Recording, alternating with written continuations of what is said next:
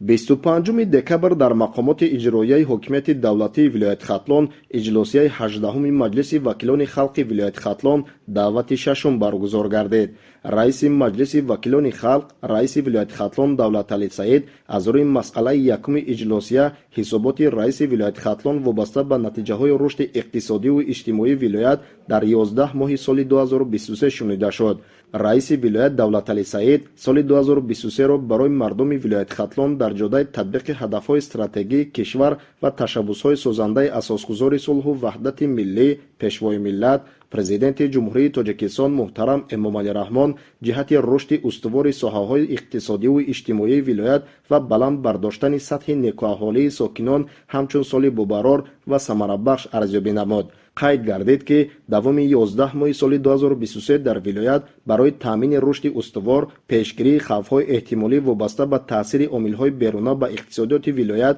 بلند برداشتن سطح نیکوحالی مردم تأسیس کارگاه و کارخانه‌های نوی استحصالی و تامین اهالی با جای کار دائمی استفاده پرثمر اقتدارهای موجوده دستگیری و رشد صاحبکاری رشد کمپلکس اگروصنعتی کمونیکاسیا خدمترسانی کمونالی مستحکم نمودن زمینه مادی و تکنیکی ساحه‌های معارف تندرستی فرهنگ روند کارهای آبادانی و سازندگی که از روی نقشه چورابینی‌ها با افتخار تجلیل جشن 35 سالگی استقلال دولتی جمهوری تاجیکستان راه اندازی گردیده است تدبیرهای مشخص اندیشیده شده است. ذکر گردید که در 11 ماه سال 2023 نقشه اندازها با نظرداشت انداز اجتماعی غیر بودجتی در ولایت به اندازه 104.1% اجرا گردیده به بودجه 2 میلیارد و 163.2 میلیون سومانی وارد کرده شد که نسبت نقشه تصدیق گردیده 84.4 میلیون سومانی زیاد می باشد. نقشه قسم درآمد بودجت محلی ولایت و شهر و نویه‌ها با نظرداشت مبلغ‌های مقصدناک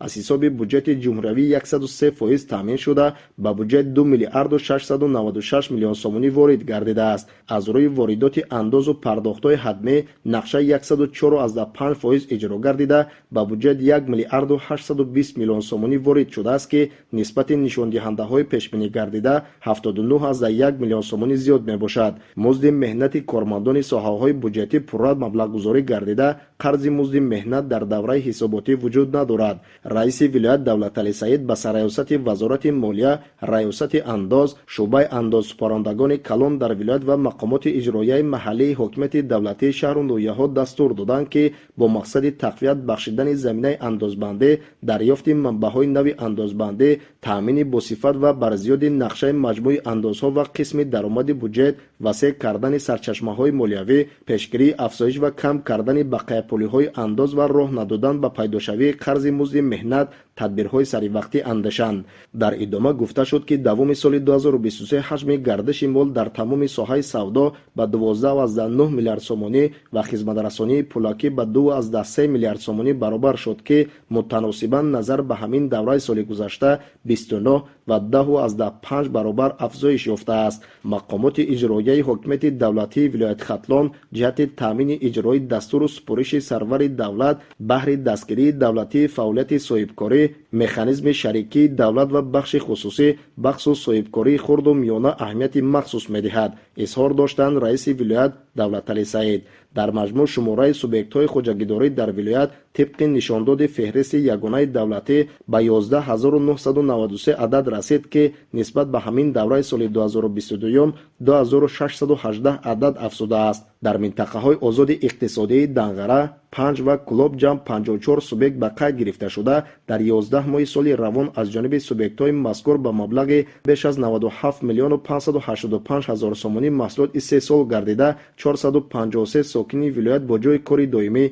تامین گردیدند. کارها در سمت جلب سرمایه و بنیاد کارخانه‌های استحصالی تقویت می‌یابند. از حساب سرمایه داخلی در شهر و نویه‌های ولایت 794 بنای انشاءات کارخانه کارگاه‌های استحصالی و غیر استحصالی و دیگر کارهای بنیادکاری به مبلغ 261.8 میلیون سومانی ساخته مورد استفاده قرار داده شده است. جهت جلب سرمایه خارجی تدبیرها راه اندازی گردیده در 9 ماه سال جاری 57.6 میلیون دلار آمریکایی سرمایه خارجی وارد گردیده است که از این 51.5 میلیون دلار آن را سرمایه مستقیم خارجی تشکیل می‌دهد. айни замон дар вилояти хатлон 45 лоиҳаи сармоягузории давлатӣ амалӣ гардида истодааст ки дар доираи онҳо аз оғози татбиқ дар ҳудуди вилоят зиёда аз $957 миллион маблағҳо барои хариди мол, иҷрои кор ва хизматрасонӣ дар соҳаҳои маориф, тандурустӣ, кишоварзӣ, ирригатсия, хоҷагии манзиливу коммуналӣ, энергетика, нақлиёт, экология,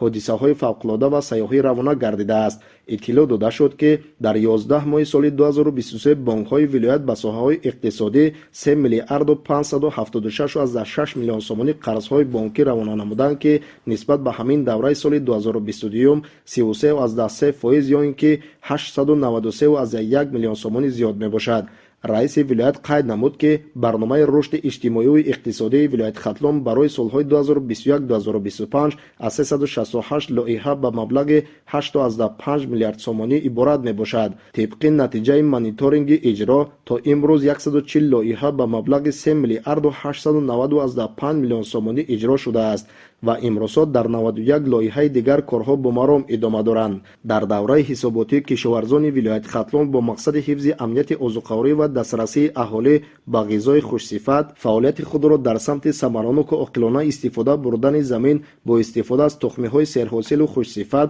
ба гардиши кишоварзӣ ворид намудани заминҳои бекорхобида ва партов, бунёд намудани боғу тогзорҳои нав, баланд бардоштани ҳосилнокии зироатҳои кишоварзӣ ва маҳсулнокии чорво як қатор корҳоро ба анҷом расониданд. дар 11 моҳи соли равон дар ҳамаи шаклҳои хоҷагидории вилоят ҳаҷми умумии маҳсулоти кишоварзӣ ба 32.3 миллиард сомонӣ баробар гардидааст. тибқи маълумотҳои омурӣ дар давраи ҳисоботӣ дар ҳамаи бахшҳои хоҷагидорӣ дар майдони 434315 гектар кишти зироатҳои кишоварзӣ гузаронида шудааст. дурнамои кишти ғалладонагиҳо 114%, полезӣ 111%, зироатҳои техникӣ 100%, аз ҷумла пахта 100%, зироатҳои хӯроки чорво 156 ва сабзавот бошад 103% таъмин гардидааст. пахтакорӣ яке аз самтҳои муҳими соҳаи кишоварзӣ ба шумор рафта, тибқи маълумотҳои фаврӣ ба ҳолати 1 декабри соли ҷорӣ аз ҷониби хоҷагиҳои пахтакори вилоят 287920 тонна пахта ҷамъоварӣ гардид ки баробари 100% дурнамои истеҳсолӣ мебошад. қайд гардид ки бо мақсади обуду зебо гардонидан ва таъмини нақшаи кабудизоркунӣ дар шаҳру ноҳияҳои вилояти хатлон 809,400 бех ниҳолҳои гуногун, аз ҷумла 403,300 бех сояафкан, 214,900 бех ҳамешасабз, 191,200 бех ороишӣ ва ба миқдори 8,189,500 бех гулу гулбутаҳо шинонида шудааст. дар шоҳроҳҳои ҳудуди вилоят 59,300 бех ниҳолҳои ороишӣ ҳамешасабзу сояафкан шинонида шуда, корҳо дар ин самт бо маром идома доранд. раиси вилояти хатлон давлаталӣ саид аз вакилони халқ, роҳбарони шаҳру ноҳияҳо, сохторҳои вилоятӣ ва сокинони меҳнатқарини вилоят даъват ба амал оварданд ки дар корҳои ободонӣ, сарсабзу хуррамгардонии гирду атроф ва маҳал оғози маъракаи васеъи ниҳолшинонӣ фаъолона иштирок карда дар обуду зебо кардани симои шаҳру ноҳияҳои вилоят саҳмгузор бошанд. ҳамзамон раиси вилоят роҳбарони сохторҳои соҳа, мақомоти иҷроияи ҳокимияти давлатии шаҳру ноҳияҳоро вазифадор карданд ки ҷиҳати иҷрои барномаҳои соҳавӣ, захираи тухмиҳои хушсифат, амалӣ кардани корҳои агротехникӣ, афзун намудани ҳаҷми истеҳсоли маҳсулоти кишоварзӣ ва ҳосилнокии он, рушди соҳаи чорводорӣ, тақвияти корҳои соилмустаҳкамкунӣ, таъмини саривақтии хоҷагиҳо бо оби полезӣ ва ҷамъовариву пардохти ҳаққи хизмати обрасонӣ чораҳои судманд андешанд. дар идома вобаста ба татбиқи ҳадафи чоруми стратегӣ саноатикунонӣ бо суръат сухан рафта, раиси вилоят изҳор намуд ки саноатчиёни вилоят якҷо бо бахши хусусӣ дар ҳаҷми 10.4 миллиард сомонӣ маҳсулот истеҳсол карданд ки дар қиёс ба ҳамин давраи соли гузашта 931.6 миллион сомонӣ зиёд мебошад. дар давраи ҳисоботӣ дар вилоят 115 адад коргоҳу корхонаҳои нави истеҳсолӣ сохта ба истифода дода шудаанд. танҳо бо ташаббус ва иштироки бевоситаи роҳбари давлат соли 2023 дар шаҳри левакан ба истифодадиҳӣ ва барқарорсозии корхонаи ҷамъияти саҳомии кушодаи азод барои истеҳсоли нуриҳои минералӣ ва дар ноҳияҳои кушониён, вахш, ёвон, корхонаҳои нави истеҳсолии гаҷкардон, ҷуроббарорӣ, коркарди пахта ба кор даромада, дар заминаи корхонаҳои мавҷудаи шаҳру ноҳияҳои бохтар, ховалинг, восе ва муминобод, корхона ва коргоҳҳои забҳи парранда, ҳасиббарорӣ, коркарди мева ва қаннодӣ мавриди баҳрабардорӣ қарор дода шуд. дар ин замина зиёда аз 2000 сокини маҳаллӣ бо ҷойи кори доимӣ таъмин шуданд. ҳамин тавр шумораи умумии корхонаҳои саноатӣ дар вилоят ба 822 адад мерасад. нисбат ба ҳамин давраи соли гузашта истеҳсоли 142 номгӯи маҳсулот аз ҷумла истеҳсоли гӯшт ва калапоча, ҳасибу ҳасибчаҳои гӯштӣ, маҳсулоти ширӣ, равғани растанӣ, истеҳсоли консерва, коркарди намаки ошӣ, маҳсулоти қаннодӣ, маҳсулоти макаронӣ, обҳои ташнашикан, матои адрас,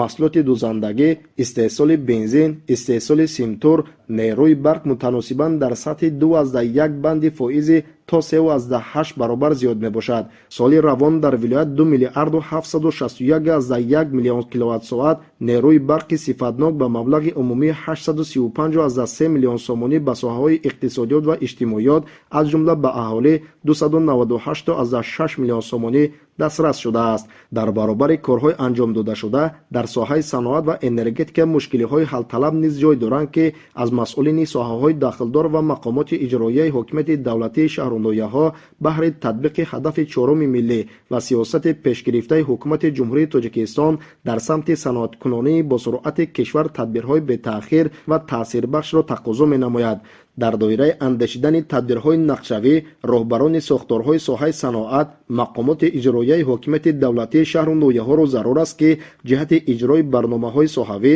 бунёди корхонаҳои нави саноатӣ, таъсиси ҷойҳои кори доимӣ, аз навсозӣ ва таҷҳизонидани корхонаҳо бо технологияҳои муосир, бо иқтидори пурра ба кор даровардани корхонаҳои саноатӣ ва аз фаъолият бозмонда, афзоиш додани ҳаҷми истеҳсоли маҳсулоти саноатӣ, ҷамъоварии пурраи маблағи истифодаи нерӯи барқ ва пешгирии талафоти он чораҳои зарурӣ амалӣ гардонанд. иттилоъ дода шуд ки бо дастгирии бевоситаи пешвои миллат президенти ҷумҳурии Тоҷикистон муҳтарам Эмомалӣ Раҳмон дар ҳудуди вилоят роҳҳои автомобилгард мавриди таҷдиду навсозӣ қарор доранд. айни ҳол лоиҳаи таҷдиду навсозии роҳи автомобилгарди Данғара Бохтар аз ҷумла дар қитъаҳои Данғара Лолазор, Бохтар Левакан ва Левакан Лолазор дар 3 қисмат амалӣ мешаванд. раиси вилоят зикр намуд ки дар соли 2024 таҷдиду аз навсозии роҳҳои Данғара Гулистон, Гулистон Кӯлов ва Гулистон Фархор пешбинӣ гардидааст. дар вилоят аз ҳисоби ҳамаи манбаъҳои маблағгузорӣ ба маблағи умумии 174 миллион сомонӣ дар 2652,5 километр роҳҳо корҳои таъмиру аз навсозӣ гузаронида шудаанд. саҳми соҳибкорон ва аҳолӣ дар ин раванд хеле назаррас арзёбӣ мешавад. ба истиқболи арзандаи ҷашни 35-солагии истиқлоли давлатии ҷумҳурии Тоҷикистон дар вилоят бунёди 6260 иншооти гуногуни истеҳсоливу ғайриистеҳсолӣ ба нақша гирифта шудааст. давоми 2 соли охир тибқи нақша дар вилоят корҳои сохтмонӣ дар 2112 бинову иншоот пурра ба анҷом расида мавриди истифода қарор дода шудаанд. соли 2023 бунёд ва сохтмони 1367 бинову иншоот пешбинӣ шуда то 1 декабри соли равон корҳо дар 1188 иншооти ҷашнӣ ба итмом расиданд. раиси вилоят Давлаталӣ Саид зимни ҷаласа инчунин қайд намуд ки ҷиҳати таъмин ва иҷрои саривақтии қарори ҳукумати ҷумҳурии Тоҷикистон дар бораи рушди соҳаи маорифи вилояти Хатлон барои солҳои 2022-2027, барномаи рушди таҳсилоти томактабӣ дар ҷумҳурии Тоҷикистон барои солҳои 2020-2025 ва дигар барномаҳои соҳавӣ аз тарафи масъулини соҳа, раисони шаҳру ноҳияҳо дар якҷоягӣ бо мақомоти дахлдори ҷумҳуриявиву шарикони рушд тадбирҳои амалӣ роҳандозӣ гардида ҷиҳати таъмини эҳтиёҷот ва норасоии кадрӣ чораҳои иловагӣ андешанд. пас аз маърузаи раиси вилоят ва музокираҳо аз рӯи масъалаи дуюми иҷлосия дар бораи иҷрои буҷети вилояти Хатлон дар соли 2022 ва тасдиқи буҷети вилоят барои соли 2024 сардори сараёсати вазорати молия ҷумҳурии Тоҷикистон дар вилояти Хатлон Иззатуллозода Ҳабибулло гузориш дод. вакилони маҷлиси вакилони халқи вилоят дар идомаи иҷлосия нақшаи кории маҷлиси вакилони халқ ва мақомоти иҷроияи ҳокимияти давлатии вилояти Хатлонро барои соли 2024 баррасӣ